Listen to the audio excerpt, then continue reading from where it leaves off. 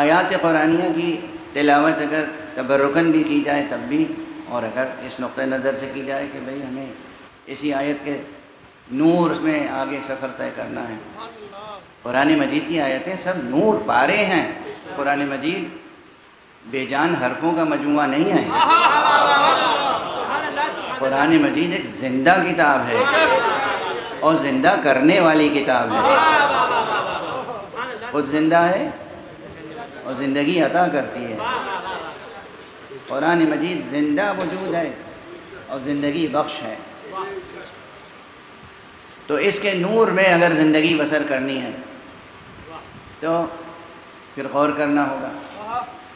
یہ آیت کریمہ آیہ شہد اللہ بہت مشہور آیتوں میں سے ہے، یعنی ذکر و ورد کے لیے بھی تجویز کی جاتی ہے یہ آیت، بزرگان تعلیم کرتے ہیں۔ فکر اور عمل کے لیے تو ہے ہی ہے پورا قرآن، صرف ذکر و ورد کے لیے نہیں ہے، فکر و عمل کے لیے ہے۔ لیکن مقام ذکر اور ورد میں بھی اس آیت کے تعلق سے ایک بات یہ بتائی گئی ہے، علماء، فقہاء، بزرگان، عرفاء، سبھی ہر طبقے سے تقریباً بزرگان نے یہ بات بتائی ہے کہ یہ آیت شہد اللہ مختلف مواقع ہیں اس کی تلاوت کے، ہر نماز کے بعد تلاوت کرنی چاہیے، اور اگر سونے سے قبل، یعنی جب آپ وضو کر کے سونے کے لیے بستر پر جائیں اس وقت اگر اس کی تلاوت کریں اور روز کریں، پابندی کریں۔ اصل چیز ہے کسی بھی عمل کو لگاتار بلا ناغہ انجام دینا۔ تو کہتے ہیں کہ جب روز محشر اٹھے گا وہ شخص تو پروردگار اپنے فرشتوں سے کہے گا اس شخص کے اور میرے درمیان ایک عہد ہے، اس کا حق میں ہی ادا کروں گا۔ تو گویا یہ ایک عہد توحید ہے، یہ رشتہ توحید کو مستحکم کرنے والا عہد ہے، یہ حضرت حق سے، رب الارباب سے، پروردگار سے رشتے کو مستحکم کرنے والا ایک عہد و پیمان ہے۔ اور اگر بندہ روزانہ یہ عہد و پیمان دہراتا رہے تو روز محشر اسے یہ انعام ملے گا کہ فرشتے حیرت زدہ رہ جائیں گے جب حضرت حق کی خود آواز آئے گی کہ اس بندے سے میرا ایک عہد و پیمان ہے اور میں ہی اس کا حق ادا کروں گا۔ یہ وہ آیت ہے جو میں نے آپ حضرات کے سامنے تلاوت کی ہے، اور انشاءاللہ جہاں تک میری آواز جا رہی ہے مجھے یقین ہے کہ آج سے آپ حضرات اسے ترک نہیں کریں گے۔ کسی ایک آیت کے وفادار ہو کے دیکھیے،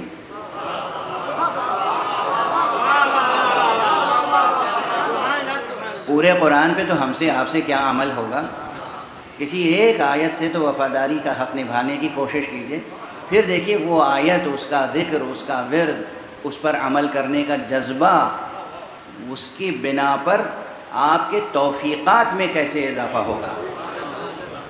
توفیقات میں یوں اضافہ ہوگا کہ جس کام کو آپ ناممکن سمجھ رہے ہوں گے وہ بھی سہل اور آسان ہوتا چلا جائے گا۔ جسے آپ ناممکن سمجھ رہے ہوں گے وہ بھی سہل ہو جائے گا، آسان ہو جائے گا۔ بہرحال اب ہم آتے ہیں اس آیت کی کہ ترجمے اور اس کی ترجمانی کے مرحلے میں، لیکن طالب علمانہ انداز سے، بالکل مکتبی انداز سے۔ اس آیت میں یوں اگر شمار کیجئے تو تقریباً 15-16 کلمات ہیں، الفاظ ہیں، لیکن ظاہری طور پر جب آپ گنیں گے، جو حضرات عربی داں نہیں ہیں یا عربی جانتے ہیں پھر بھی ظاہری طور پہ، سرسری طور پہ گنیں گے تب بھی وہ مثلاً شہدہ کو ایک لفظ، اللہ دوسرا لفظ، انہو تیسرا لفظ، اور پھر اسی طرح گنتے چلے جائیں گے۔ لیکن جب عربی کے علوم ادب سے واقف ہوں گے آپ، نحو سے، صرف سے، اشتقاق سے، تو پھر معلوم ہوگا کہ یہ جو بظاہر ایک لفظ معلوم ہو رہا ہے یہ ایک نہیں ہے، یہ ایک سے زیادہ ہے۔ مثلا عربی کا نحوی، عربی گرامر جاننے والا انہو کو ایک لفظ نہیں سمجھتا، انا ایک ہے اور ہو اس میں دوسرا لفظ ہے جو جڑا ہوا ہے، ہو ضمیر ہے، انا حرف ہے۔ الملائکہ کو ایک لفظ سمجھ لیں گے آپ، لیکن الف لام الگ ہے، ملائکہ الگ ہے۔ تو اسی طریقے سے پھر تعداد بڑھتی چلی جائے گی۔ تو بہرحال یہ میں نے اشارہ کر دیا۔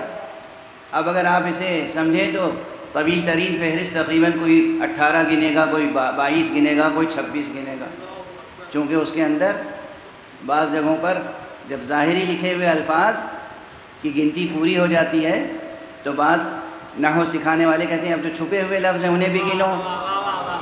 مثلا شہدہ میں ضمیر ہے وہ چھپی ہوئی ہے، ضمیر ہوا ہے اسے بھی گن لو۔ تمام الفاظ گننے سے اچھی طریقے سے پھر ترجمہ ہوگا۔ تو یہ ایک طریقہ میں نے عرض کر دیا مکتبی، مدرسے والا، کیونکہ میری کوشش یہ ہوتی ہے کہ مجلس جو ہے مدرسے سے جڑی رہے، مکتب سے ہم آپ جڑے رہیں۔ تو یہ ایک طریقہ ہوا۔ لیکن اب وہ تمام نحوی اور جسے کہتے ہیں بالکل ابتدائی مبادیاتی بحثوں سے آگے نکل کے جب گنیں گے تو میں آپ کو بتا دوں کہ اس آیت میں تقریباً 12 سے 14 کلیدی کلمات ہیں۔ انہیں اگر ہم حل کر لیں، اور انشاءاللہ کوشش ہوگی کہ ان 9 مجلسوں میں حل کر لیں، تو مضمون آیت کا نکھر کے سامنے آئے گا۔ یعنی لکھے ہوئے جو ترجمے ہیں وہ پڑھنے سے وہ کیفیت نہیں پیدا ہوگی جو اس طرح مضمون کو ڈسکور کرنا پڑتا ہے۔ مضمون کو ڈسکور کرنا پڑتا ہے۔ ڈسکور کا لفظ بہت کارآمد ہے۔ الفاظ معانی کا اظہار بھی کرتے ہیں، معانی کے اظہار کا وسیلہ بھی بنتے ہیں، اور الفاظ ہی معانی کا پردہ بھی بن جاتے ہیں۔ وہ ریاضت کرو کہ معنی بے لفظ تک پہنچ جاؤ۔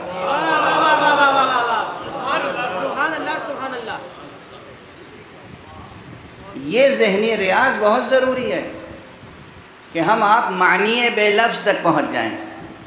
بہرحال اب جو ظاہری مضمون ہے اس آیت کریمہ کا وہ تو عرض کر ہی دیں، جو عام طور پر ترجموں میں مل جائے گا آپ کو۔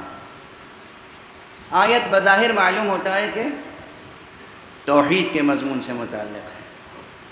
شہد اللہ انہ لا الہ الا ہو، اللہ نے گواہی دی کہ کوئی نہیں ہے معبود برحق سوائے اس کے۔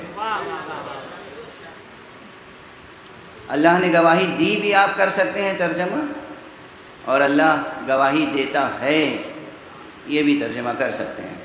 اللہ گواہی دیتا ہے کہ کوئی نہیں ہے معبود برحق سوائے اس کی ذات کے۔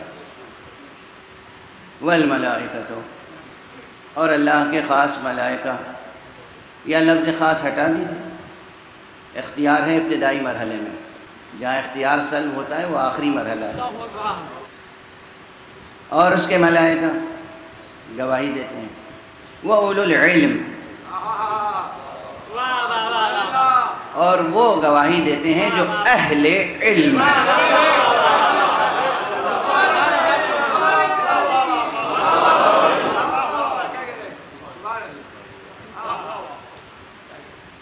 اولو العلم کے ترجمے میں اس وقت میں نے اہل علم کہہ دیا،